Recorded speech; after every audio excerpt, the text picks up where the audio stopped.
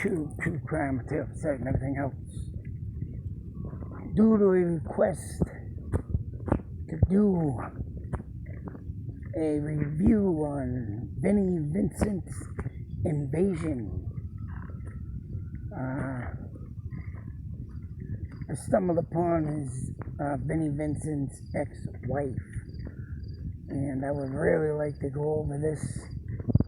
I did hear about something about this back in the day, but I never looked into the whole story. And I am going to do an album review, but I got lost in the 90s. Huge 17-year drinking binge kicked in, and I missed out on the album that Vinnie Vincent made with Mark Slaughter of Slaughter. And I did listen to the first song off that album today. I'm going to listen to the rest of it tonight. Like I said, I did miss that album, and I didn't get to enjoy it back in the day like I should have. I missed a lot of music in the 90s because I wanted to be a stupid drunk. But so far that first song, man, was ripping. And of course I'm going to go over other albums. Of course, Lick It Up. Other than, Destroyer, I would say Lick It Up would be Destroyer and Lick It Up would be one of my top two, favorite Kiss albums. And up there with Revenge. Of course, Vinnie Vincent, I found out, didn't do music on Revenge. But he did write some lyrics, especially Unholy, which is the song I really got into at the time when I first bought that album. Because when Kiss does get heavy, oh man, I wish they would do more of it. And Vinnie did bring that vibe and heaviness and Lick It Up. But you gotta remember albums like Destroyer. And I mean, don't get me wrong, I like all Kiss albums. It's just, I wish they would have been more heavier. And I think that would have paved the road more for them. If they would have went that route. But, I'm not gonna get into a Kiss debate here. But Vinnie Vincent, oh yeah. I mean, don't get me wrong. I was a fan of his Invasion album. I was a fan of him on Lick It Up. And I didn't notice either. I do know that, I remember watching an interview with Paul Stanley saying that, on the Creatures of the Night album, which they say flopped, which I say F you. That's another album up in my top list. Destroyer, Lick It Up, Revenge, Creatures of the Night. Because, War Machine. I mean, actually that album, I remember when I first heard that song, I was like, damn. It's just like, kick you in your teeth. And that would lead right after Destroyer. I mean, but here I am talking about this. I'm supposed to be talking about this man. But anyways, we'll get on. But I can't talk about that and not talk about that, because, like I said, what I was getting at, Creatures of the Night, I found out Vinnie Vincent was the guitar player. And I remember Paul Stanley saying, oh no, we never played a lick on that album. I think they did say he did do the intro in the first song of the solo, which I forget what first song was on Creatures of the Night. And I think that he did play in that first song, but everything else was Vinnie Vincent. And I think that's what, right, gave a little oomph to that album. I mean, don't get me wrong, Destroyer probably is my favorite Kiss album. And next to Ace Frehley. But when I found out that Vinnie Vincent was on that album, I was like, oh, damn. That's why. I had a phone call come in, so bear with me. Well, anyways, as I was saying, before I get blown out of proportion again and start talking about Kiss, Vinnie Vincent and his wife. And I just wanted to go over this because this guy that murdered his wife, and it don't surprise me, but I'm not trying to put anybody down, but being an escort and Vinnie Vincent having a daughter with that woman, 2 twins, I mean. You know, I'm about to feel sorry for them kids, but for the simple fact that, you know, sometimes rock stars get caught up in women that kind of, you know, like Jonathan Davis is married to a porn star. It's like, come on. But being an escort is just about the same. And this guy literally said in an interview, you know, that he got robbed by some drug dealers and they killed her or whatnot, but yet he was in the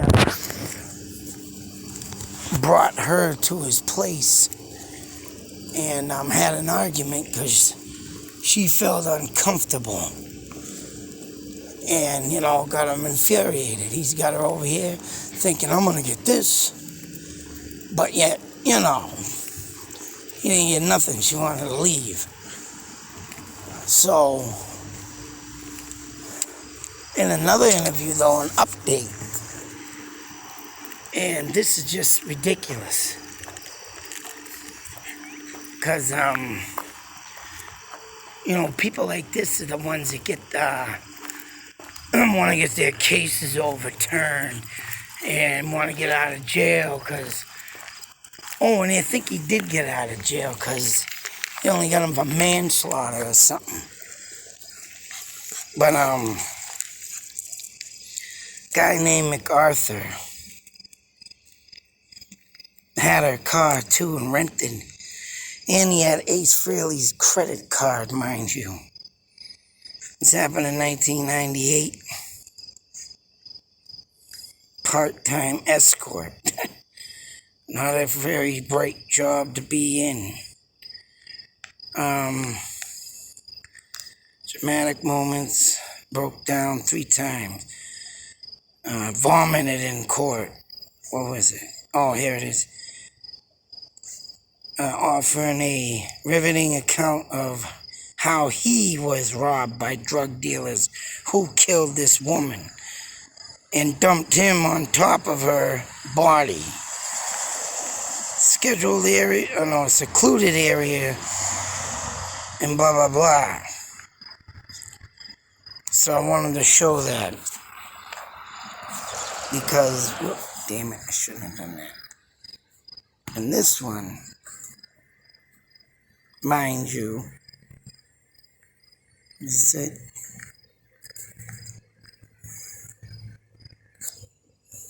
Come on.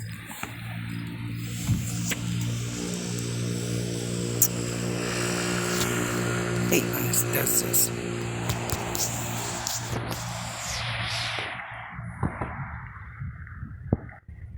But anyways, while I was loading up, it's people like this that make people think that they can get away with murder. It's people like this that make people think, right, well, he did it. Maybe I should do it. And what was it? I'm gonna try to update. He was carrying Vinnie Vincent's friggin' credit card. I wanna get to the part 17-hour interview. He confessed to strangling the woman, according to the tape, who was using into serving wealthy customers. She wasn't comfortable, staying with her or with him, like I said. Wanted to leave. Also says at some point in 5 to 10 minute struggle, in a headlock, and she passed out. Said he panicked and sat down to think and smoke a hit of crack cocaine, mind you. And this is an update. This happened in 2 years after, it said. And now he's saying this. Carried the body down the stairs and put it in a trunk. Told him that he traded the woman's car for crack cocaine, which in the other one, a guy testified to say that he rented it to him. So, here we have another whole different story. And he took an American Express card, that belonged to Vinnie, and was briefly married to him in the 80s. Suffered, I don't know who this is, Rovella. Suffered stab wounds in his back at point angle incidents. It wasn't clear how he got them. Obviously that Anne, Vinnie's wife, was probably stabbing him with something at this point, because there was a 10-minute struggle, it said there. And he gave 2 versions about the injuries. And what was it?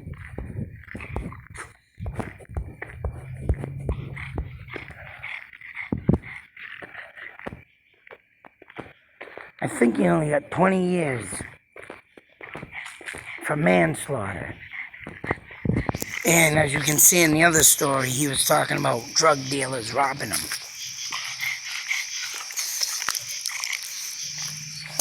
And this was updated in 2002. The other one was 2 years before, or a year before, something.